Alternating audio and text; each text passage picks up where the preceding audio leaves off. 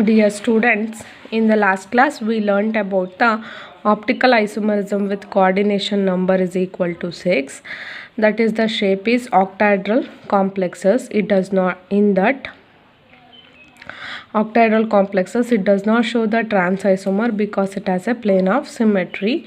These are the types of optical isomerism with coordination number 6, and this is the one type. Okay, here there is a cis isomer is there, D and L. You already learned in the last classes. And this is the type 2, and here this is the type 3. In this isomer, the cobalt is bonded with the 6 coordinate bonds of ethylene diamine. In that one ethylene diamine, it contains a 2 donor atom, so that's why one ethylene diamine that should be bonded with the 2 coordinate bonds. Okay,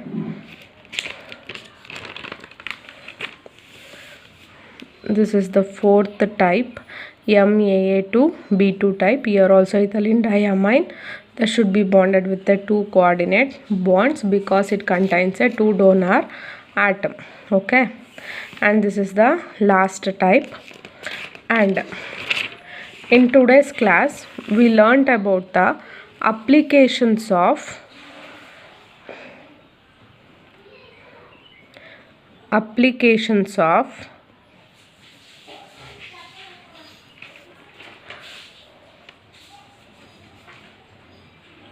coordination compound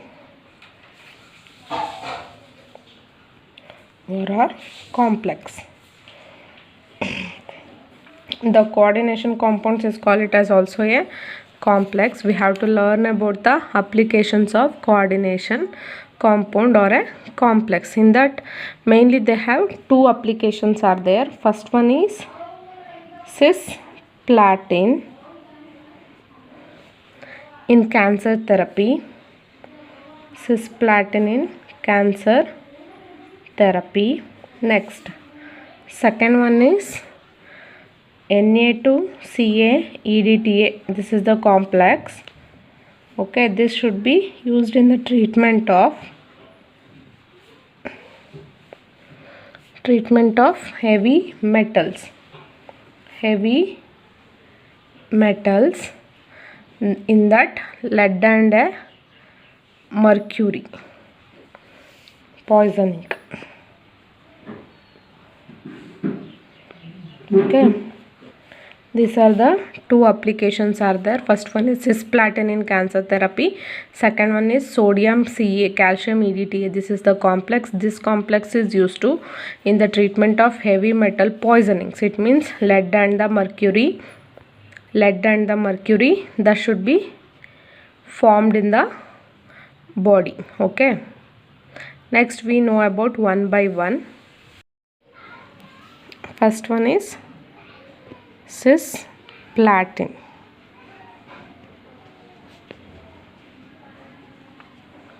Cisplatin that should be used in cancer therapy.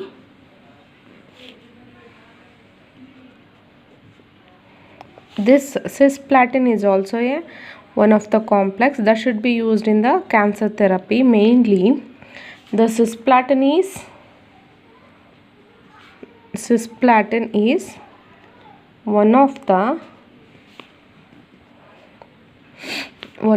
most effective anti-cancer agent. Most effective anti-cancer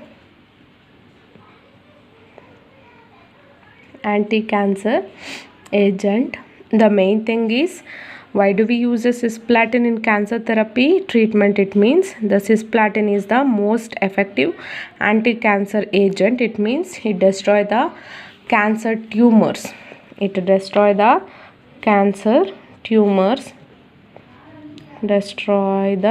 cancer tumor. So that's why it is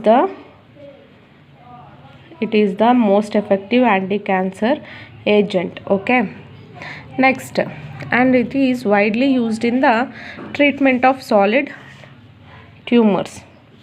It is widely used in the treatment of solid tumors. Okay, mainly that should be used in the treatment of solid tumors, and it is generally, the cisplatin is considered as a cytotoxic drug. Okay, the cisplatin, this cisplatin is mainly, this cisplatin is mainly considered as a cytotoxic drug. It means the cytotoxic drug means it kills the cancer cell. It kills the cancer cell. So cisplatin is called it as a cytotoxic drug also. It means it kills the cancer cell. And how the cisplatin works? It means how to treat the cancer cell to destroy the tumors. It means how it works. Cisplatin works by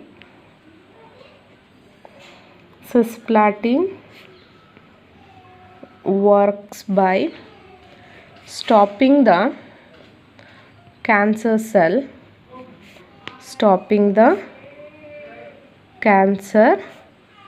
cells from multiplying. It means we are already know about that the cells are goes on multiplying in the human body. In that, the cisplatin, when we treat the cisplatin by a cancer cell, it stops the cancer cell from multiplying. This is the main role of cisplatin works. It means stopping the cancer cell from multiplying. And this also some side effects is there. Side effects are mainly is nausea and vomiting. And second one is hair loss. Third one is dry mouth. Okay, fourth one is decrease the sweating. Okay, these are the side effects by using a cisplatin. It means nausea and vomiting and hair loss and a dry mouth and a decreased sweating. These are all about the cisplatin. In that, cisplatin is mainly used in the cancer therapy.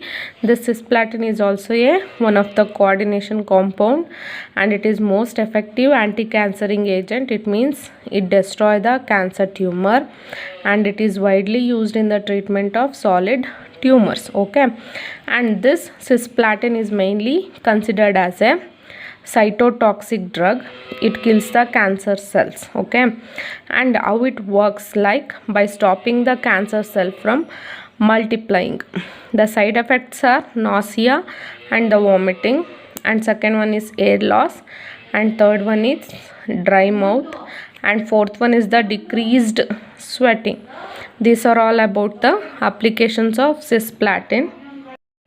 Next, second application is Na2Ca EDTA. It is used in the treatment of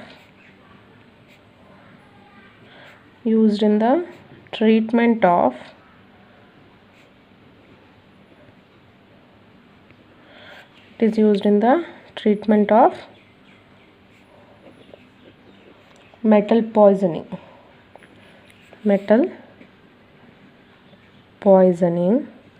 That should be present in our body. Mainly this complex is used in the treatment of a metal poisoning. The metals are lead and the mercury. Okay, how, first we have to know about that how the metals are goes inside in our body.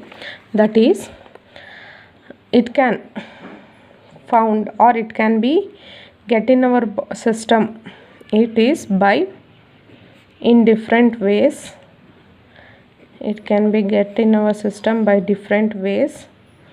That is, one is breathing. It means you are already know about that. In our surroundings and environment is not very pure, in that they are mixing some gases and toxic gases also, in that we are breathing in, we are taking that air in our body, that the heavy metals, it may be lead and mercury and also other metals like a iron and a magnesium, that also be get in our body by breathing and certain foods, by intaking a certain foods and water, etc. These are all the main things. The heavy metal should be enter in our system by different ways, okay. And also some medicines we are also get a heavy metal in our system, okay. Medicines also get in our system, it gets a by a lead and a mercury that should be present in our body, and it cause metal poisoning, and it cause metal poisoning, okay. When the metal gets poisoning, the symptoms are diarrhea, nausea, vomiting, abdominal pain, etc. Abdominal pain, etc. There are so many symptoms are also there. Before going to how to this sodium and calcium EDTA complex, it works in our body to remove the heavy metal. How the heavy metal should be entered in our body is in different ways, by breathing, we intake a certain foods, water, and mainly in the medicines, okay. We are getting the metal poisoning, it causes the metal poisoning. When in our body the metal gets poisoning, some symptoms are there, that is diarrhea, nausea, vomiting, abdominal pain, etc. These are the main symptoms of the metal poisoning, okay. Next we move on to the how this complex will cure the metal poisoning. The sodium calcium EDTA that should be cure the metal poisoning by chelation. Chelation, you have to know about that. Chelation means the central metal atom should be bonded with a bidentate and a polydentate ligand, okay. And by chelation, it is very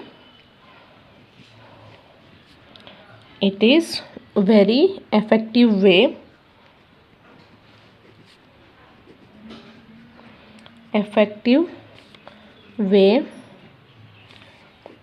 to treat the heavy metal poisoning, okay. The chelation is the very effective way to treat the heavy metal poisoning. In that, how it will treat by chelation means the chelating agents are there. Chelating agents are here EDTA. EDTA are the chelating agents. This chelating agents, it is used to remove toxic metals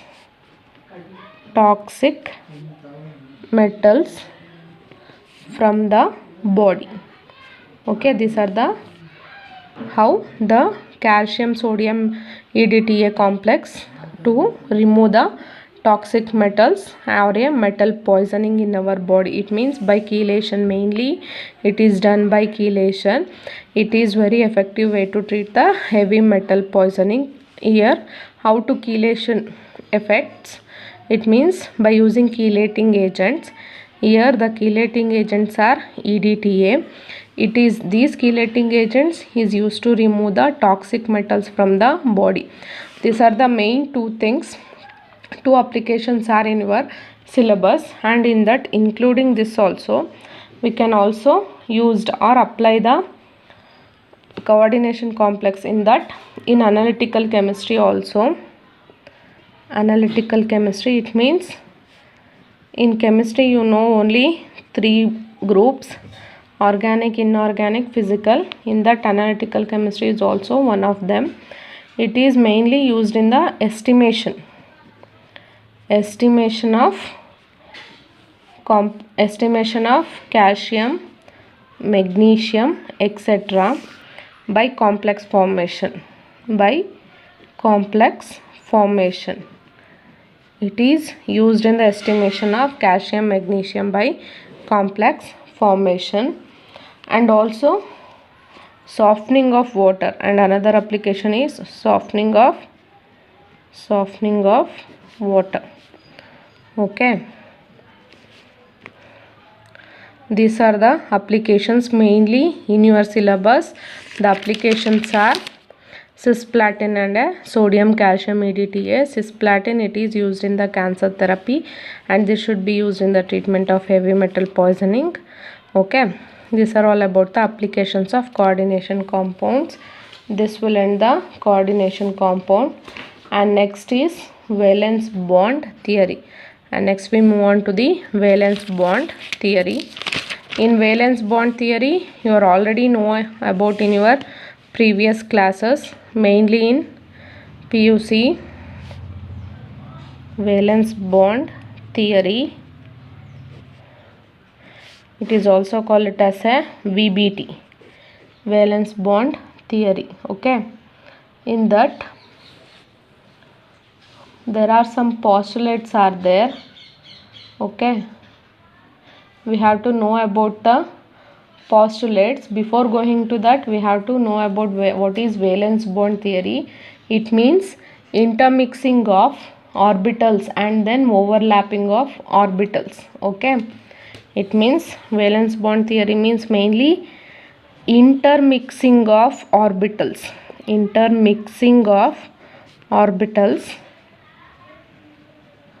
or overlapping of orbitals. It is called valence bond theory. Here intermixing orbitals means there are s, p, d and f orbitals are there. Here the intermixing of these 4 orbitals or a overlapping of these 4 orbitals is called it as a valence bond theory. Okay, next we move on to the postulates. Mainly the postulates are there. Next is there are 6 postulates are there. In that, first postulate is the central metal atom in the complex makes a available number of orbitals that should be equal to its coordination number for accommodating the electrons from the ligand. It means the central metal atom in the complex makes a available number of orbitals. Then it's a, if in case, then it's a 2 number of orbitals that should be makes available. Okay, this 2 number that should be equal to its coordination number. For that, they are accommodating the electrons from the ligands. For filling the 2 numbers of orbitals, that electron should be comes from the ligand. Okay, here metal that should be in vacant. Here ligand, it has a 2 electrons. This 2 electrons that should be accommodated by a metal for the formation of an orbital. Okay, you get the point. It means the central metal atom in the complex makes available a number of orbitals. It makes a, it needs a how many number of orbitals that should be equal to its coordination number. Here it needs a 2 number of orbitals. That coordination number is 2. For that orbitals, the electron should be accommodated from the ligands. This is the first postulate. Next, second postulate is the central metal ion uses hybrid orbitals involving s, p, d orbitals for accepting the electrons from the ligands. It means hybrid orbitals means the electron should be form the perfect bond and it shows the perfect geometry. The main orbitals are sp and d orbitals. These orbitals, the electron accepting the electrons from the ligands. These orbitals that should be accept the electrons from the ligands. This is about the second postulates. Next, third postulates is the d orbitals involved in the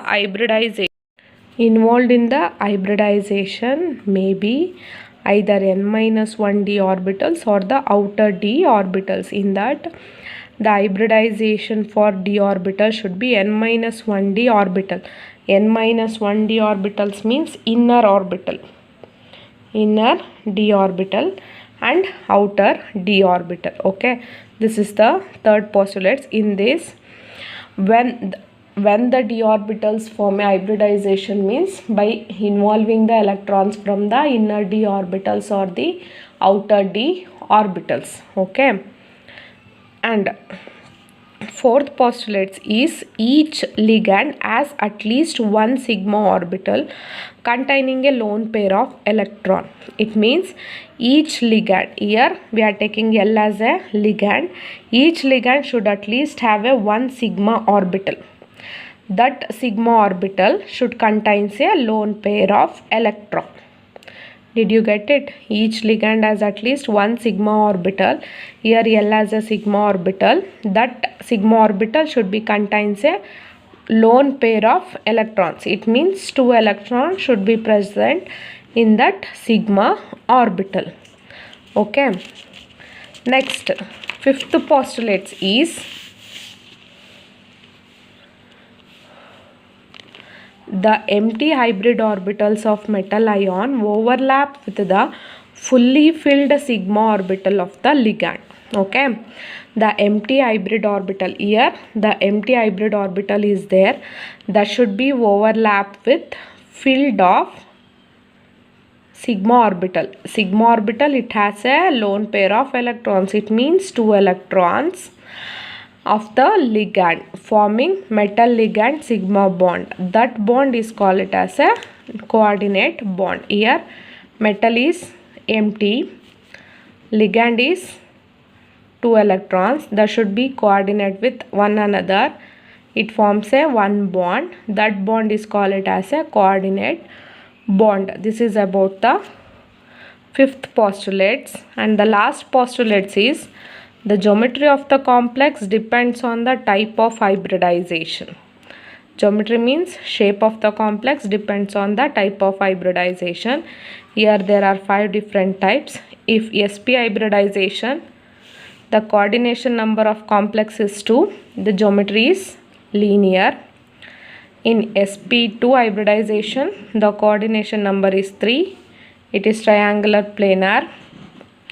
sp3 hybridization, coordination number 4, that is tetrahedral. Next, fourth one, dsp2 or sp2d, coordination number of complex is 4, that is square planar. And hybridization d2 sp3 or sp3 d2 hybridization, the coordination number is 6, that is octahedral. These are all about the postulates of valence bond theory. Okay. Thank you one and all.